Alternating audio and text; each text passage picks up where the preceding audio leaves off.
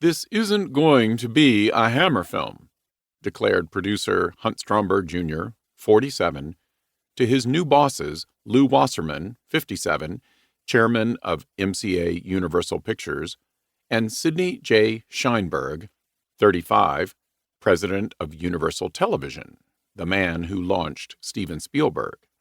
The pronouncement was made in May 1970 when Stromberg was pitching his passion project, Dr. Frankenstein, an ambitious reimagining of Mary Shelley's classic novel that would eventually premiere in 2 parts on NBC TV in 1973, Friday, November 30th, and Saturday, December 1st, 9 to 11 p.m. each night, under the rather disingenuous title Frankenstein: The True Story, a late-in-the-game network renaming.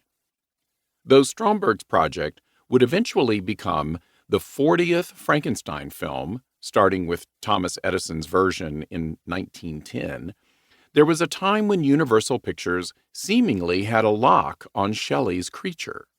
From 1931 to 1948, unchallenged, Universal produced a series of 8 Frankenstein films, beginning with James Whale's 2 groundbreaking classics, Frankenstein and Bride of Frankenstein, then continuing with ever-diminishing sophistication through Abbott and Costello Meet Frankenstein.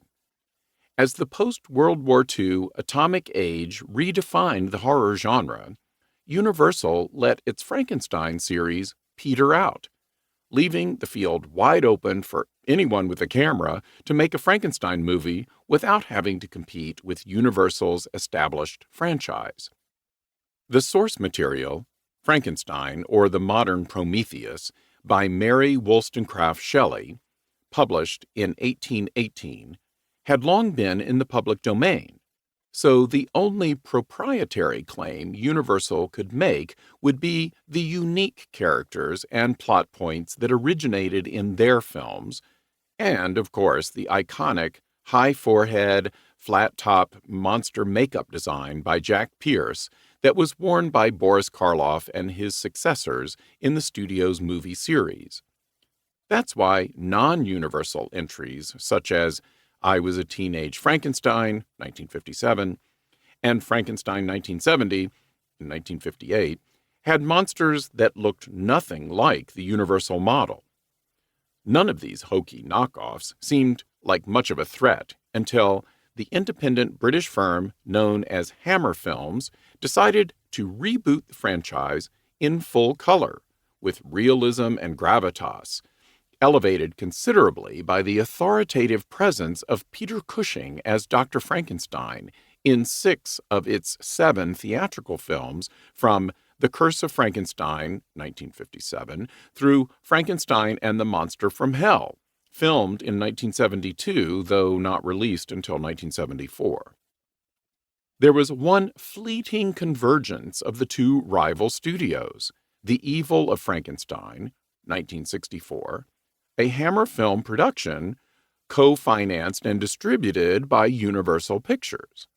This was a marriage of convenience that allowed the monster's makeup design to resemble Karloff's famous headgear. Common industry wisdom was that Universal had foolishly let one of its most valuable assets flounder, and had carelessly let Hammer Films commandeer and set the new standard for Frankenstein films. So, in 1970, when Hunt Stromberg Jr. waltzed into the corporate Black Tower at Universal City to pitch his Dr. Frankenstein project, resentment had festered to the breaking point. Stromberg had no idea that his statement, "This isn't going to be a Hammer film," would resonate far beyond its surface implication. He simply meant that he didn't want to make a B-movie.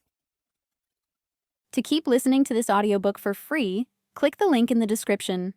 It will take you to a free Audible trial where you can listen to this and many other books for free for 30 days.